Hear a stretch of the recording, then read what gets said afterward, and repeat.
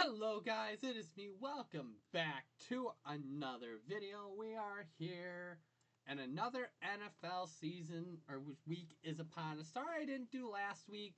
A lot came up. I didn't have a lot of time. But this week we are back and we are going to give our predictions and rundown for week 6 of the National Football League season. So as you know, we're going to start by talking about some major stories of the week. First, Joe Flacco. Joe Flacco was, as many know, was the starter of the Cleveland Browns this year. He came back to Cleveland after a season in Indianapolis last year. Well, he has been traded to the QB needy Cincinnati Bengals, who have struggled mightily since Joe Burrow went down in week 2 with the turf toe injury. Jake Browning was playing very inconsistent. So now the Browns and Bengals make a rare in-division trade, and 40-year-old Joe Flacco is now the quarterback for Cincinnati, as Cincinnati looks to have a stable quarterback for the time being. The Bengals play the Packers this week. Flacco's expected to be the starter this week. We'll see what happens. He's supposed to be the starter. And going off of that now, with Joe Flacco being traded, Cleveland now is turning to Dillon Gabriel as their full-time starting quarterback. He looked pretty. He wasn't anything special last week when they played.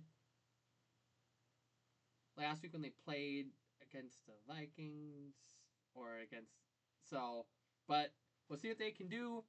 So the logistical thing was everyone thought Shedeur Sanders would become the backup with Joe Flacco gone, but apparently the Browns are not ready to commit to Shedeur as backup quarterback. If things stand, the backup quarterback, if it's not Shedeur Sanders, would be Tyler Huntley, who is currently on their practice squad.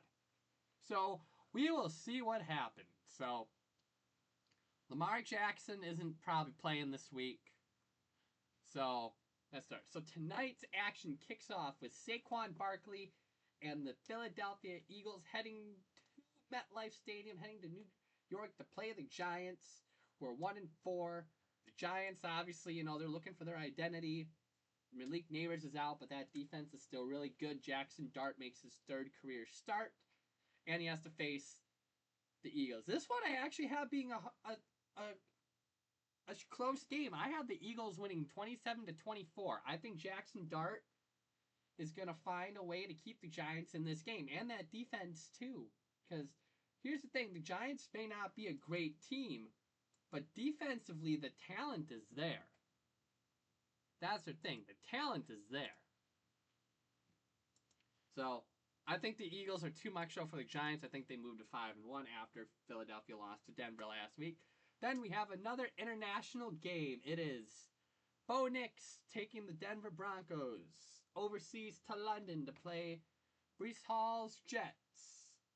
Jets still looking for that first win of the season with head coach Aaron Glenn. I don't think it's going to happen. I have the Broncos winning 28-17. I don't think going overseas is going to help the Jets one bit. The Jets, if the season ended today, would have the number 1 overall pick. They just haven't looked very good. Aaron Glenn, as crazy as it sounds, could be one and done if the Jets don't turn this around. But I just think Denver's just gonna torch them defensively, and Denver's defense is gonna lock them down. So this next game that I'm gonna be reviewing is assuming Lamar Jackson doesn't play, but it's the Rams and the Ravens. Matthew Stafford and the Rams, Derrick Henry and the Ravens. I have the Rams winning 31-17. This is if Lamar Jackson isn't playing, which I don't think he is. The Ravens have not looked good when Lamar Jackson hasn't played. Shows you just how valuable he is to that offense. I think Kyren Williams runs all over the defense. I think Devontae Adams gets a touchdown. Puka Nacua, obviously. Cooper Rush hasn't looked good in the last week's start against the Texans. They were absolutely terrible. and I just don't see it getting any better without Lamar Jackson. So this next game is interesting for me. It's Dak Prescott and the Cowboys heading to Carolina to play the Panthers. I have Dallas winning 30-13. Bryce Young for Carolina has not looked good at all this year. After showing signs last year that he could be a really good quarterback, he seemed to have fallen back to earth this year, telling people that he just isn't a very good quarterback. Rico Dowdle plays Dallas after his career game last week against. After his career game that he had last week, I think he's gonna against Miami. He's just gonna continue to dominate, but I think he's gonna be the only offense they really got. Meanwhile, I think Dallas just torches Carolina. Then we got Kyler Murray, Jacoby Brissett, Marvin Harrison Jr., and the Cardinals against Indiana Jones and his Colts. I had the Colts winning 22-24 on a game-winning field goal. I think Jonathan Taylor has a good game. For some reason, Daniel Jones is looking like Sam Darnold from last year with the Colts. I don't know what it is. Cardinals, I think the Cardinals keep it close. The problem is I just don't think the Cardinals, with how the Colts have been playing this year, I just don't think the Cardinals have much to combat that. I mean, the defense has really good talent, but I also have that offense is now that they're going to be down to their fourth running back because James Conner's out for the year. You put Trey Benson on IR and Amari DiMercato in last week's loss costed the Cardinals the victory when he dropped that ball in the goal line because he decided to showboat. So we'll see what goes on there. Seattle like Jacksonville. I have Jacksonville winning 27-23. Jacksonville, for whatever reason, is really good this year. Like the record, even with that record, they're still really good this year. I mean, they're 4-1. Trevor Lawrence has looked pretty good. Travis Etienne has looked pretty solid this year. That defense. They just made a trade to get Greg Newsome from the Browns. That's a big grab to their secondary. But I think this is close because Sam Darnold, I think, has probably his best game as a Seahawk. Kenneth Walker, I think, gets a touchdown. Torrey Horton is my surprise touchdown. I think he gets a little bit more involved. But overall, I think Jacksonville just moves to 5-1. Seattle, though, makes it close. Then I got the Chargers and Miami. Chargers, I got 23-21. Obviously, Miami hasn't looked very good this year.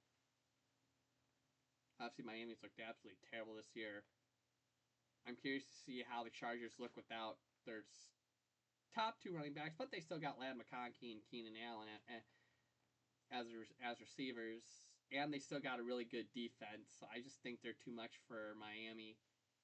Not much to say. Cleveland at Pittsburgh. I think Rodgers plays a good game, but I think this is close. I think Cleveland's defense makes it a 1-point game. I have Pittsburgh winning 24-23. Because Cleveland's defense is really good. It's just their offense isn't. So, but I think they can keep it close. This next game, New England at New Orleans. I got the Patriots winning 27-21. Spencer Rattler has looked decent for the Saints. Nothing too special, but not the worst thing they could have. There's a lot of talk that they could trade Chris Olave if things go downhill, which they already are, and I don't think they're going to get better. I think Drake May has a nice game, especially after last week. The Patriots came in and upset the Bills on the Bills' home turf, and now the Patriots are 3-2.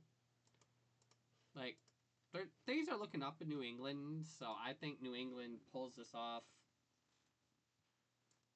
Obviously, there's still time to, but I don't know. I just see it, Drake May, and them overwhelming the Saints. Then we got the Titans and the Raiders. I got the Raiders winning a close affair, 17-16. Not much going to happen. Maybe Shenty gets a touchdown, but that's about it. I don't see a lot happening in this game. I forgot I was even on the schedule.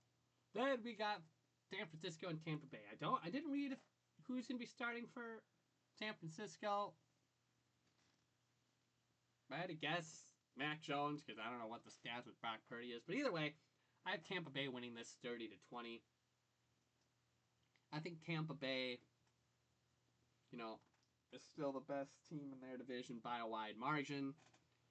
And Baker Mayfield just locks in. Baker Mayfield knows how to lock in. I think he torches San Francisco's defense. And yeah. Cincinnati Bengals head to Green Bay. I'll be at that game. So we'll see what happens. I have Green Bay winning 27-20. I have the Bengals getting 20 because Matt LaFleur likes to have these like teams that the Packers should easily beat and play them close. So I have the Bengals getting at least getting 20.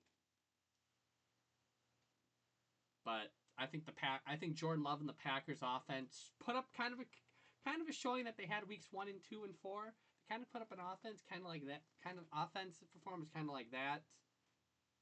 And I think the defense rebounds after a shaky week in Dallas. So, yeah. Detroit at Kansas City for Sunday Night Football. I got Detroit winning 35-31. I think this is going to be a high-scoring affair. But Dan Campbell, it's always Dan Campbell, knows how to operate a franchise. He lost both of his coordinators, but the Lions look like they haven't lost a step. Meanwhile, the Chiefs are looking lost. They got a losing record right now. I think the Lions just overwhelm them. Yeah. Buffalo at Atlanta for Monday Night Football in a great uniform matchup. The Bills are wearing their 60s and 70s throwbacks, and the Falcons are wearing their 60s throwbacks. I got Buffalo winning 34-21. Josh Allen rebounds, the defense rebounds, everybody rebounds. Michael Penix. My hot take for this game is Michael Penix gets benched at halftime. That's my hot take for this game. Is Michael Penix gets benched at halftime.